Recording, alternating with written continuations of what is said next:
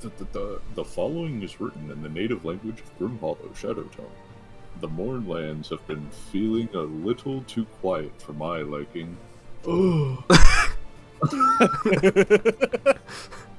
Sure, it's gone through an entire war started by two egomaniacal brothers who wanted more power and feared losing it from their beloved middle brother. And sure, the planet was hit by trash and meteors from outer space in the midst of a battle between a tyrannical regime and a collection of evil alien aberrations. But even then, shit feels too quiet. It's time to stir trouble. And I've always wanted to take a nice dig at the Phoenix King. No word on Malcon. Oh, no word on Malcon.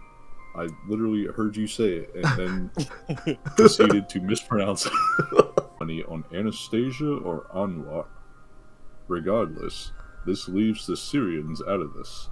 Gives us time to fuck shit up with Eriston's lot. Speaking of, try to get to the grotto near Bray.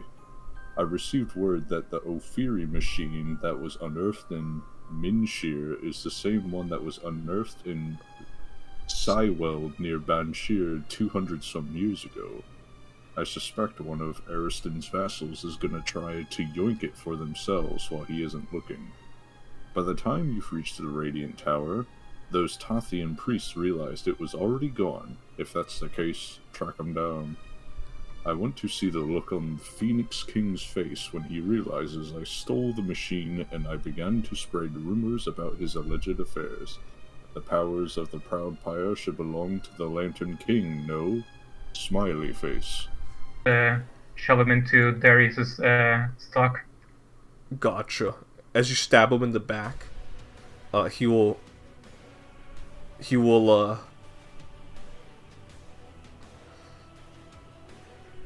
me see.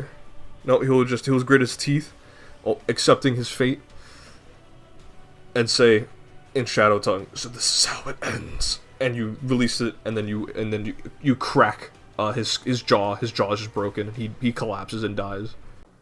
There you go. There we go. 30. Oh, how do you want to do this? Oh, like I said, I have him grabbed, and I'm just going to look him in the eye, and just like bash his skull against this rock right here, and then, well, actually, or since you're grabbing with your jaws, are you gonna slamming him with your jaws? Oh yeah, essentially, yeah. You drop the mace and shield. You grab him in the neck with your jaws, and just like a dog, just like slamming him into the ground. Is he lootable? Because if not, he's going in the water. I just pat him on the chest, pat him on the... But because he's so tall, I just pat him on the ass. You hear because he's wearing armor. Ding, ding, ding. We do not have to fight, you know? We could just light the cigars, you guys get out, we get the thing. Simple as that. She says in common, "Battle is the only thing you monsters know. I would know from you, especially Elfbane."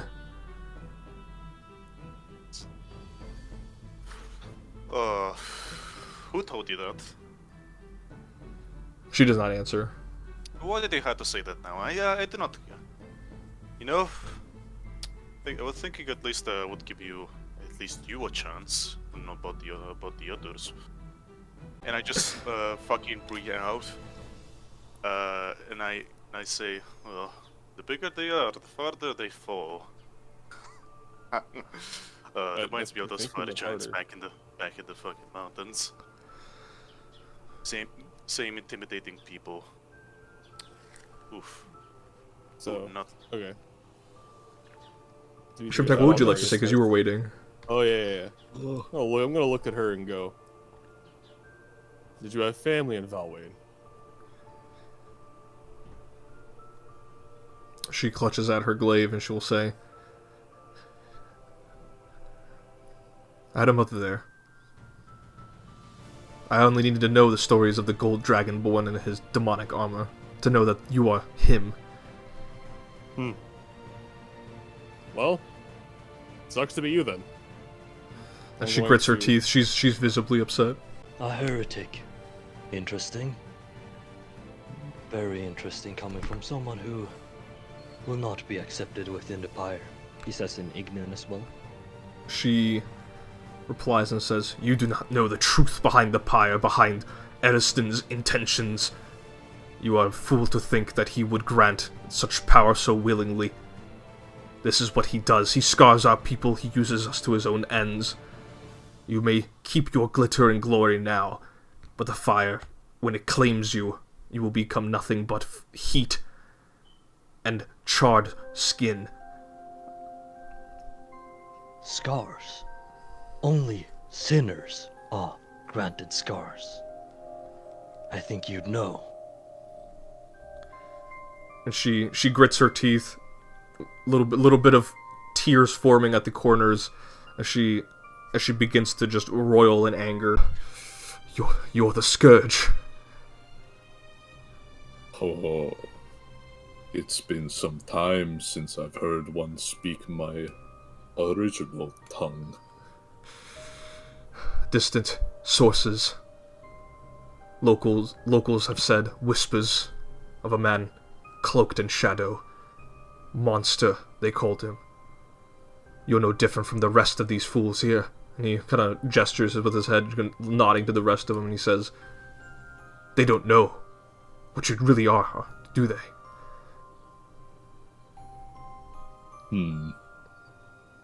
No, I suppose not. Chemicals you all use in wizardry. Criminals yet you act innocent. I'll send you the knowledge. I'll send you somehow knowledge when you reach the Infernal Realm. But do not worry, you will not be the last in your ancestry that will be there.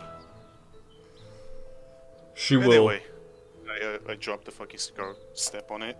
Mm-hmm. Shall we begin? And they all ready their weapon. Precipice. But the sneak attack. How do you want to do this? Boss's only enemy has been defeated. Yeah, Wesker will just swing his dagger at here, and just thousands of shadowy daggers just start swinging around wildly. And yeah, he gets caught in the crossfire. I like to imagine Oisker wasn't even aiming at the dude. He just gets caught. He's like a million daggers like on his back perfectly. He's just like, just like his body's on the pool now. So yeah, she's gonna go to drink the healing potion. Shimtek's gonna see this, turn Flame Tongue on the flat side, and just smack the ever loving shit out of her hand. And just look at her and go. And just don't say anything. Just look at her with my one eye. Her right hand's just burning. She's Don't ever do it again. It's interesting. You scream just as your mother did. You will crit her. Wonderful. Alright, Shimtek, Mindek, Gazly, Shrift, how do you want to do this?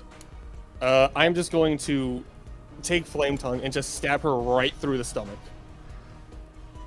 And as you do so, she's clutching at it. She drops the glaive. I'm going to kind of bend down next to her ear and say, if it gives you any peace, I guess I should say, your mother was a fighter, as were you. And she has this look of confusion, but then it quickly subsides and then she just perishes right there as you swing out the sword. 50. Oh my gosh. 100 on the die. How do you want to do this? And let it be known, you rune giant, I am Eriston's special fucking boy!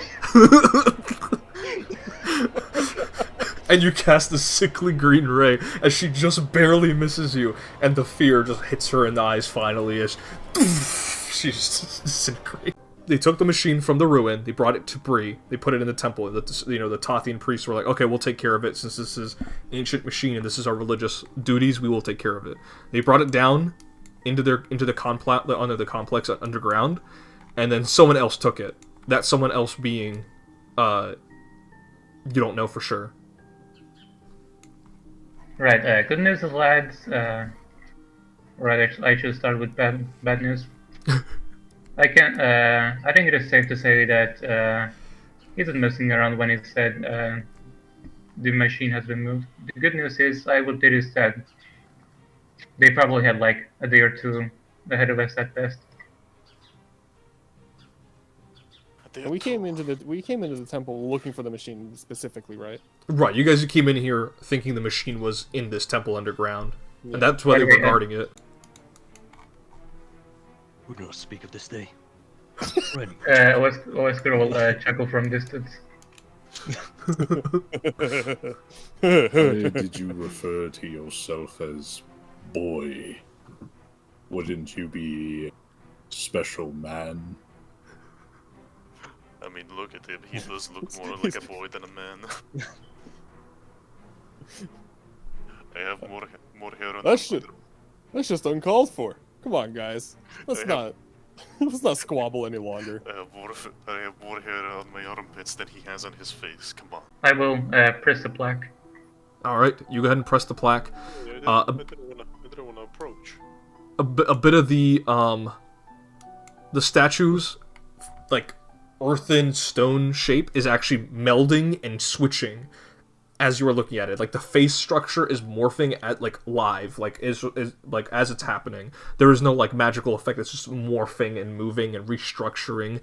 The hair is beginning to, like, get shorter, and you see the rod switch to a staff, and you watch as the books.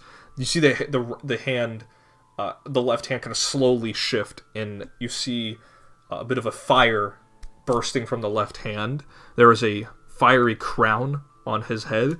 This is the likeness of Eriston Zeldris. The statue had been shifted to the likeness of the Phoenix King. Secondary function here.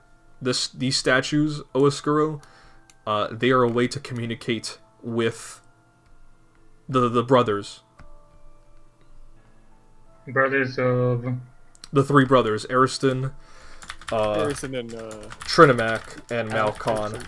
But Trinimac is dead, as far as you guys are aware. Yeah, no, It is the two ones we're sided with are Eriston and Malcon. Yeah, and Malcon, as far as you guys know, went into hiding after his brother's death. No, it's just Eriston. Yeah. Say, would Papa Special Boy like to meet him?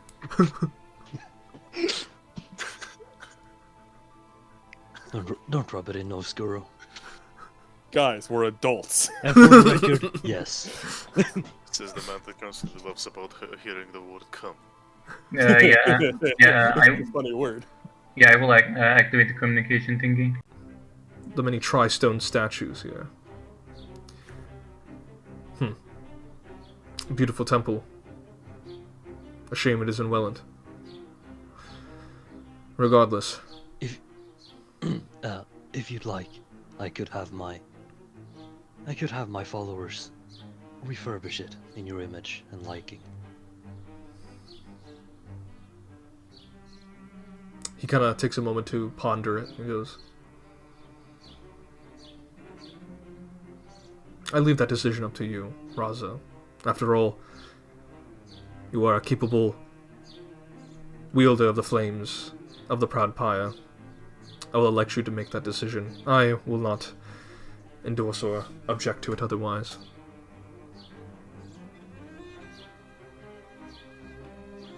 As modest as ever, my lord. That Stingy Jack won't pose an issue is you have to make a petition to Malekith directly, which means traveling to the Grimhollow and you guys having audience with Malekith. I'll probably have to speak with my boss on that regard. But besides that, Then traveling directly to Castle Razdia, which is the home of Dougal Difrost, you wish to go there directly then, and then wait for the machine to come to him. There is a chance the machine may never come to him directly, but that is something you can suss out when you are there at the castle.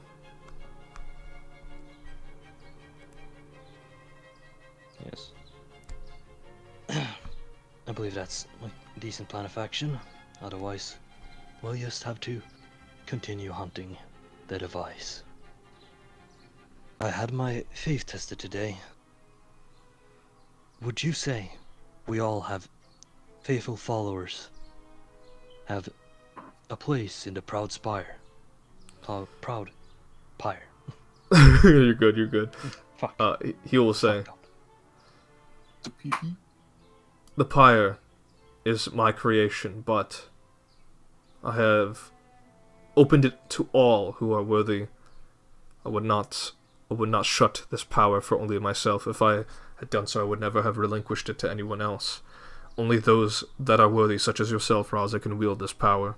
Whatever this heretic has said, I am sure you have shut them down for good, and they can never spew such lies again.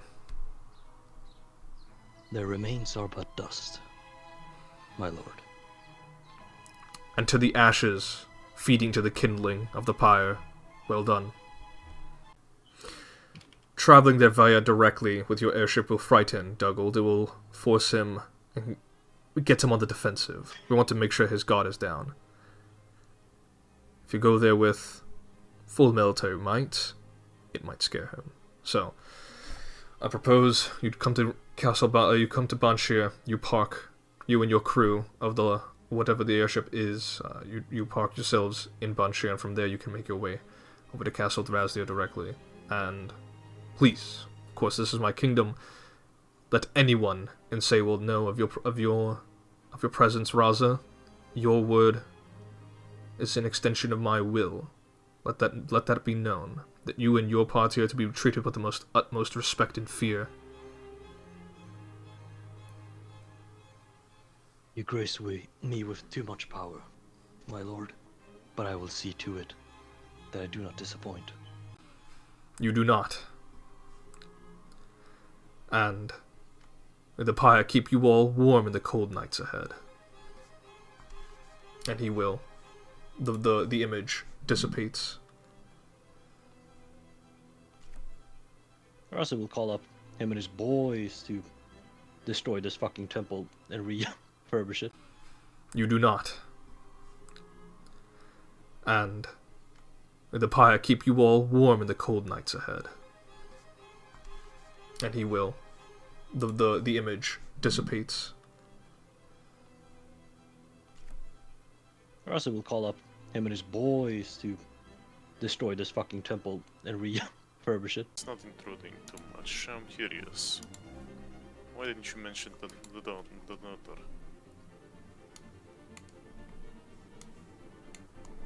Some things are better kept for later. We have a mission to do. The daughter, she may be a sinner, but she's not someone we need to bring into the equation. She's not another problem for us to solve. Are you planning on eventually telling him?